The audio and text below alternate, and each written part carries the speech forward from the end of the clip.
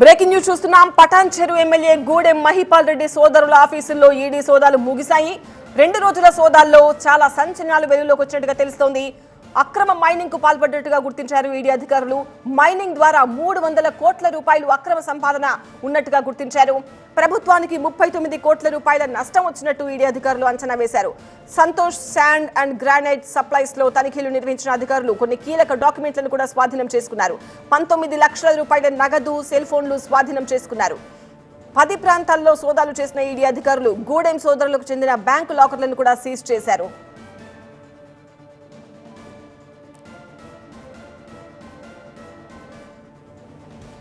పటాన్ చెరు ఎమ్మెల్యే గూడెం మహిపాల్ రెడ్డి సోదరుల ఆఫీసుల్లో జరిగిన సోదాలకు సంబంధించిన అప్డేట్ మనం చూస్తున్నాము. ఆ సోదాలు ముగిసినట్టుగా ఈడీ అధికారులు చెప్తున్నారు. 2 రోజుల పాటు ఈ సోదాలు కొనసాగాయి. ఈ సోదాల్లో చాలా సంచలనాలు వెలుగులోకి వచ్చినట్టుగా చెప్తున్నారు అధికారులు. అక్రమ మైనింగ్ కు పాల్పడ్డట్టుగా ఈడీ అధికారులు గుర్తించారు. అక్రమ మైనింగ్ ద్వారా 300 కోట్ల రూపాయలు అక్రమంగా సంపాదించినట్టుగా గుర్తించారు.